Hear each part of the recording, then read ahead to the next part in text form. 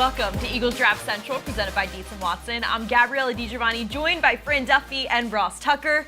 That's a wrap on day two, guys. The Eagles picking up two players back-to-back at pick 65 and 66, and Sydney Brown, the safety from Illinois, and Tyler Steen, the guard from Alabama. Initial thoughts before we kind of get into the weeds of these picks? Well, it was also good just to be able to trade back in round two, pick up a couple extra picks for tomorrow. I thought that was big just to continue to add depth to this roster as well. Yeah, to be able to get two more picks like they did and only slide down 3 spots. I love the fact they ended up having 65 and 66 so they could get two of the top guys on their board at those positions. We kind of knew that on one of these picks they would trade down. I like the way they did it, 62, 65, to have that back-to-back. Knowing the Eagles' history in the NFL draft, it isn't surprising that they went with the offensive line on day two, picking up Tyler Steen, who played tackle throughout his career, but he was announced as a guard. Now, in the press conference with Howie Roseman and Nick Sirianni just a bit ago, they were asked about his availability at guard, since that's what the Eagles claimed him to be, and they said what he did at the Senior Bowl when he slid into the guard position, he was so impressive that I think it opened to their eyes to the possibility of what he could do here in Philly. Yeah, going through that film, he was really impressive down in Mobile. He came off the ball really fast, looked good in pass protection, looked good in the run game as well. I think when you think back to a lot of the offensive line that the Eagles have drafted in recent years, over the last 7-8 years, you think back in the middle rounds, the Halapoulivaati Vaitais, the Isaac Seumalus, the Jack Driscolls, the Matt Pryors. You go down the list, a lot of these guys have that proven versatility where they can say, you know what, he could be a tackle, he could be a guard, potentially a center, he can line up on the left side or the right side, and that's what you see here with Tyler Steen. He has proven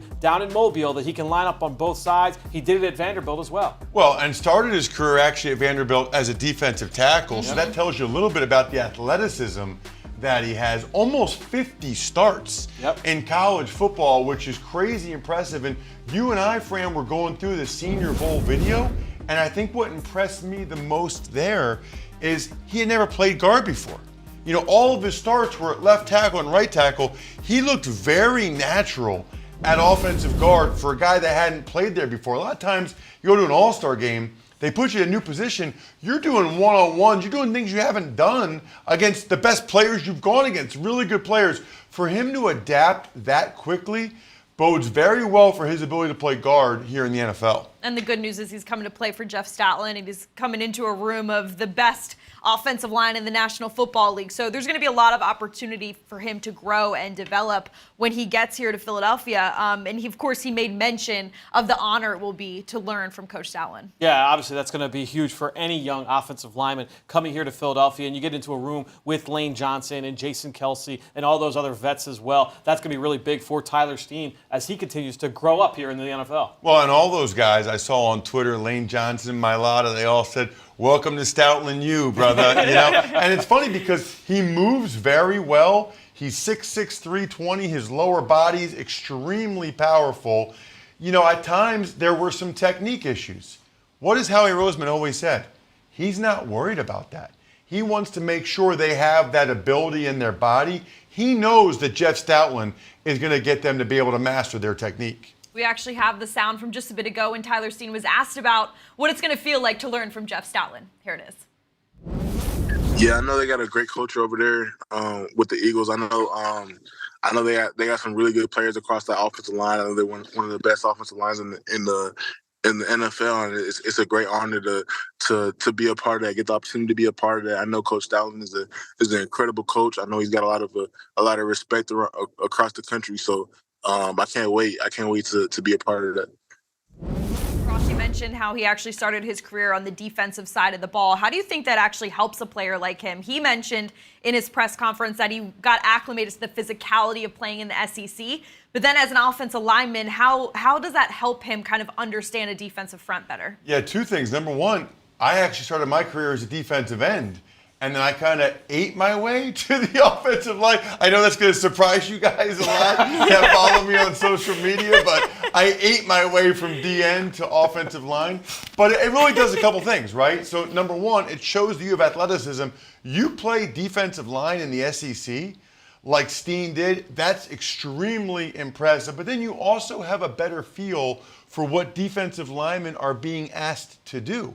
So when you're an offensive lineman, you know that guy's got a technique he needs to be lined up in. He needs to stay in that gap. So you can give him false keys like, oh, I'm trying to reach her, I'm trying to do this, because you know his job is to stay in that gap. It just gives you, it's a great question, just gives you a better understanding of what the defensive player is supposed to do. Because at this level, at the NFL level, so much of it is mental and the mind game between the two players. Yeah, it brings me back to a quote from former Eagles offensive line coach Howard Mudd, rest in peace.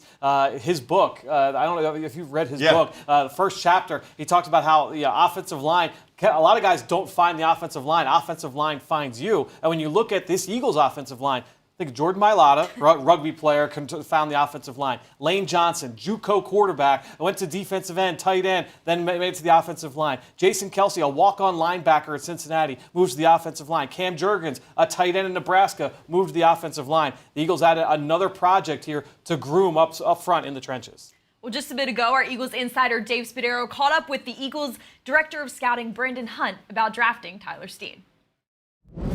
Brandon, a left tackle at a major school, did the job there. What do you see from him as you've studied him for these many months? Yeah, we're excited about Tyler. He's an offensive lineman that presents a lot of versatility. He played at Bama. He started out at Vanderbilt. He's from Miami, Florida, where he played at St. Thomas Aquinas. And he's new to the position. You know, he played defensive line in high school 1 year at St. Thomas, which is major football. Went to Vanderbilt. And then he took the opportunity in this new portal era to bet on himself to go win. And he went to Alabama and played at a high level at left tackle for them.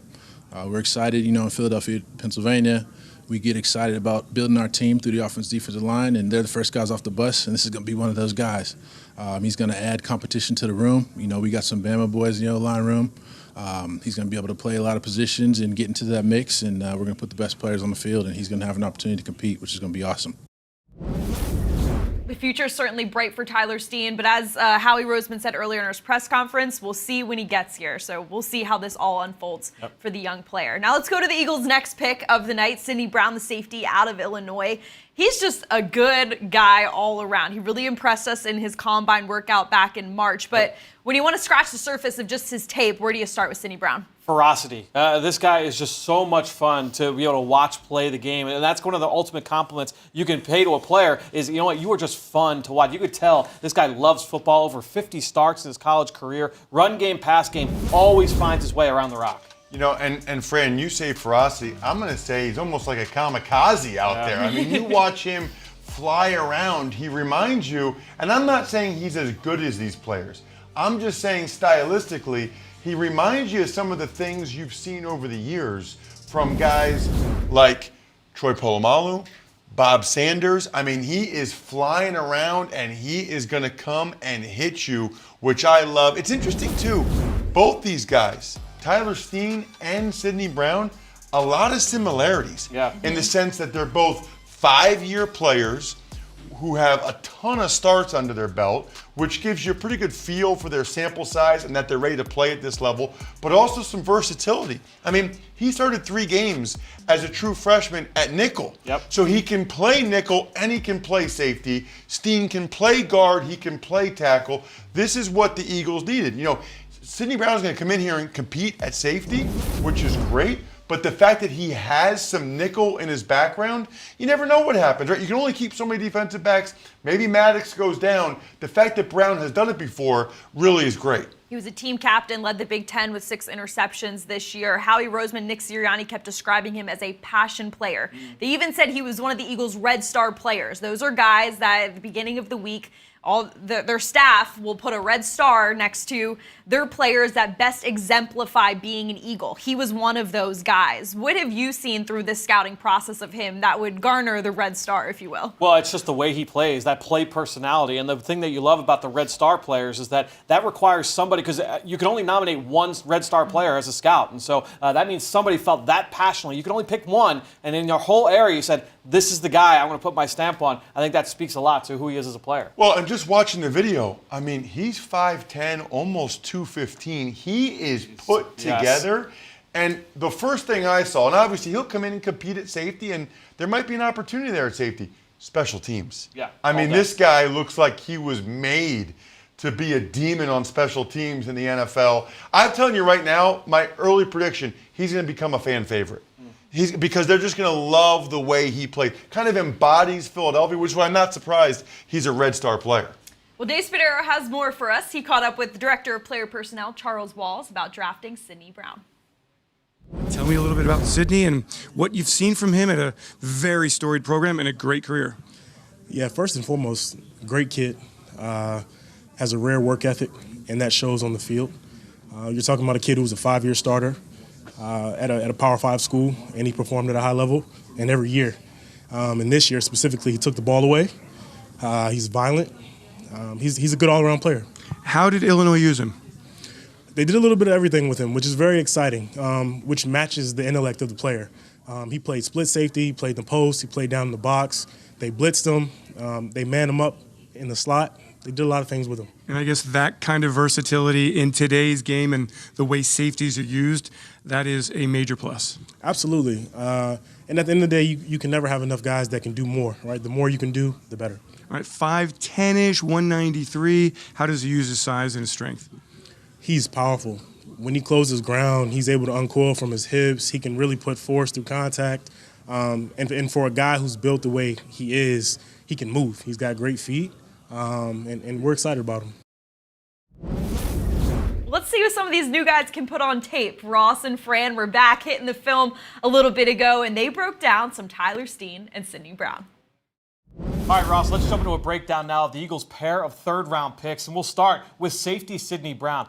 He was down in Mobile at the Senior Bowl, and this guy is one of my favorite safeties to watch on film because of how ferocious and aggressive he is. He is a magnet to the football, but we're going to watch a couple of one-on-one reps with him in coverage. Right, and what I love about him is the versatility in coverage. We'll start, he's going to be covering Trey Tucker, who's a wide receiver from Cincinnati who runs a 4.3 40. So at times you might be in the slot, you might get matched up on a speed receiver like this. It's an out and up, and watch Brown stay with him stride for stride.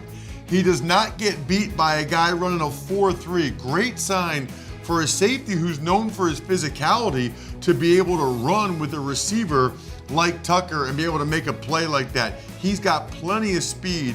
Brown running a 4.4 himself. Yeah, there's no panic whatsoever when he's attacked vertically down the field. And sometimes in those situations, you're going to get beaten. Here, he's out of position a little bit against the tight end, Josh Wiley, but he's still able to find a way to make a play. Well, and if you're a safety, you're going to cover tight ends a lot. So you need to be able to cover a guy that's a bigger body.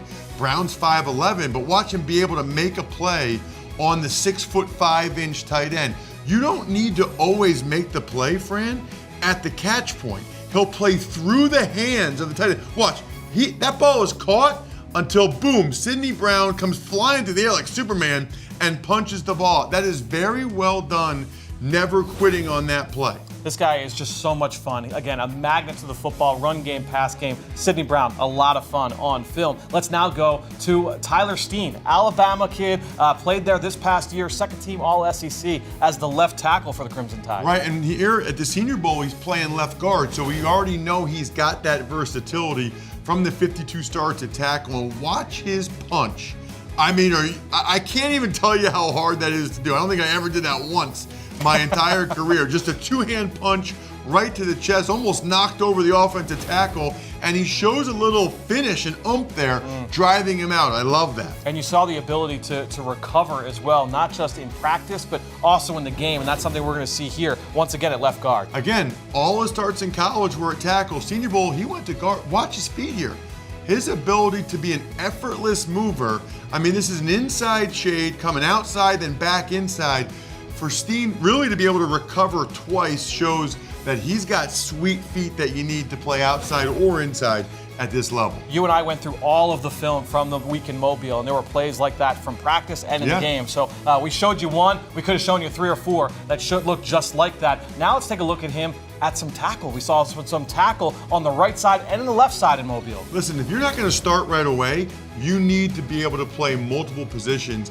Here he is at right tackle. There's an inside move, and you can see just how powerful, by the way, his lower body is. But on the inside move, that left foot stays strong. He's able to square him up, and this is a really good rep.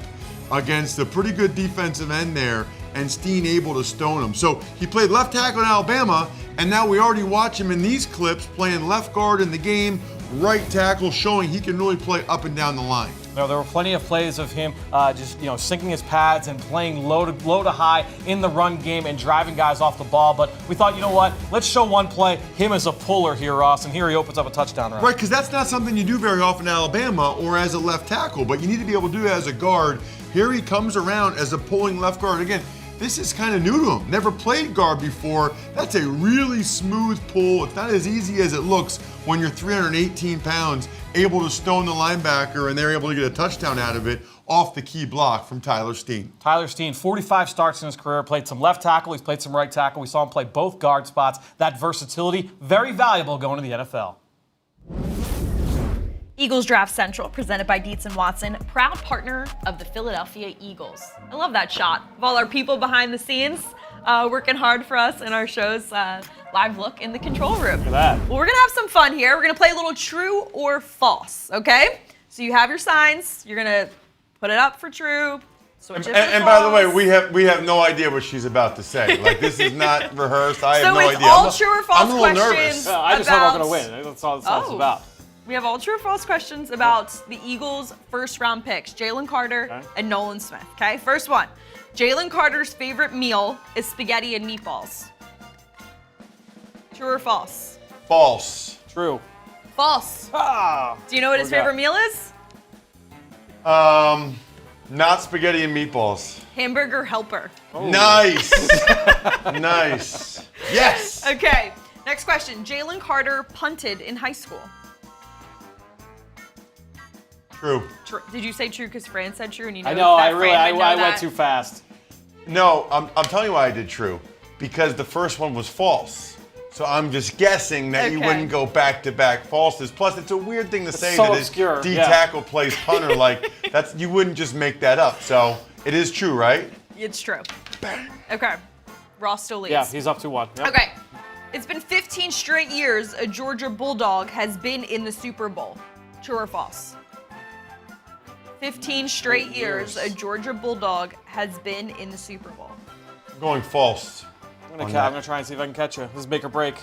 Nope. False. 22 straight years.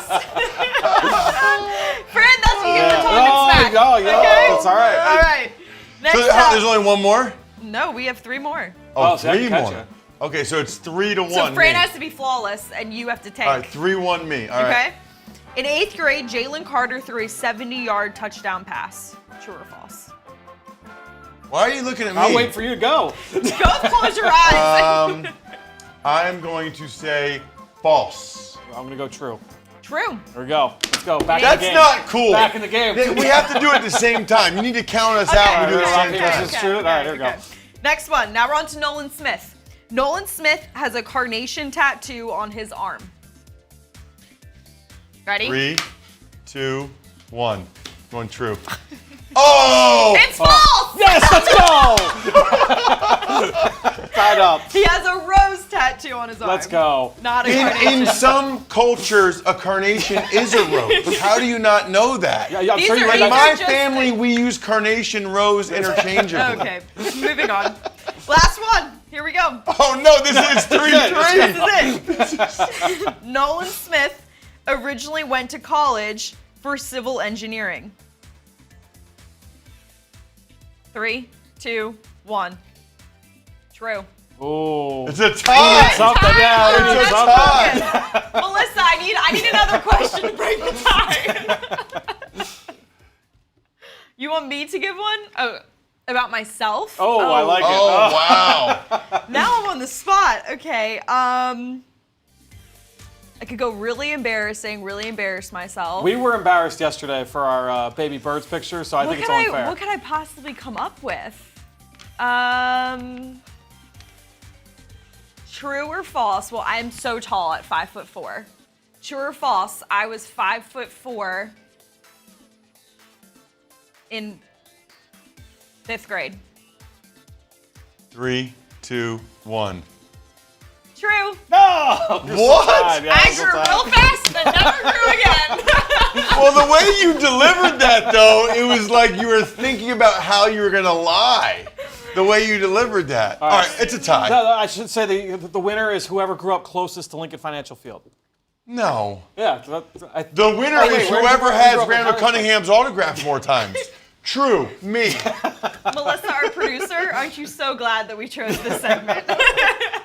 It's a tie. All right. Okay, moving on. We're going to talk about food, because why not? Ross is here, right? What do we got for us? I think we have some things to show of, there we are again, eating the Dietz and Watson spread. No, now, that's Ross, me doing the ranking. That's me doing the ranking recall, of those. You asked us what in this situation? To rank turkey, ham, and roast beef in order, and then to rank order right there. provolone, American, and Swiss Also in the order. correct order. And I'm going to eat a pickle while we're having that discussion. Okay, so the rankings were? Well, it depends on who we're talking about, but for both, interestingly enough, Swiss and roast beef were the lowest ranked on our boards. What we loved was ham and turkey, American provolone. You guys both went provolone and turkey. Number one, yep. No, I went I ham did and provolone American. And ham. Okay. Yeah, no, turkey is. Yeah. Either way, I love them all. Roast beef and Swiss fell to day 3. Yes. Yo. Yeah, that's a good way to describe it. Yes. But Dietz and Watson, thank you so much. We're not done though. Like I mentioned, Ross loves food, so I think we have a little bit more to embarrass him with. Ross, these are all your questions to our producer, asking when we'll be eating. We're like trying. Look, this is 2:30. 2:30 in the afternoon. We're like trying to get notes ready. Like, we're gotta get ready for the show. That's yesterday. Asking meal times. He was also able to tell me also. And I have a typo there. One track mind. I also saw him eat the biggest bowl of yogurt before we came on. Yeah, he finished it when we were getting ready to do the breakdown. Was that 3? Did you have 3 containers of yogurt you could It was 2 yogurts and organic granola. Delicious. I'm telling you right now, you know what my son will work for food. Because I would work this draft for the Eagles just for their cafeteria food. It's unbelievable. No wonder they go to the Super Bowl. They got the best cafeteria in the league. You did load up on the dinner tonight, too. Oh, so good. Cedar plank salmon. I had 4 of those flank steaks. Are you here every day? Every day, yes. I would be 500 pounds if I was here. I mean, look at that sushi. I just did a head first dive, like off a diving board, right into that. Unbelievable. Love it. All right, well, good news for you. That was you posting the dinner menu. This was tonight. You could smell Flank the waffles. steak, Yeah, the waffles cedar are great. plank, so good. Fired salmon.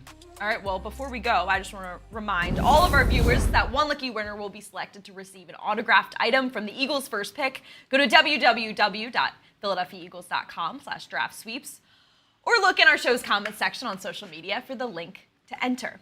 That'll do it for us, though, guys. One more day to go. The Eagles have 4 picks to round out day 3, and that'll be it. We'll see what goes down. And there's a bunch of positions where I think we all think that the Eagles might end up drafting maybe a running back, maybe a receiver, maybe a linebacker. You never know. It's going to be really fun to see who they get.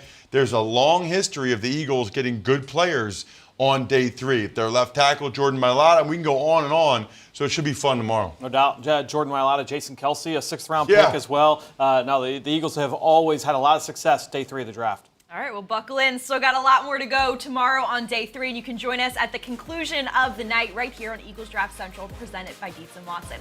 Thanks so much for tuning in, and as always, go Birds.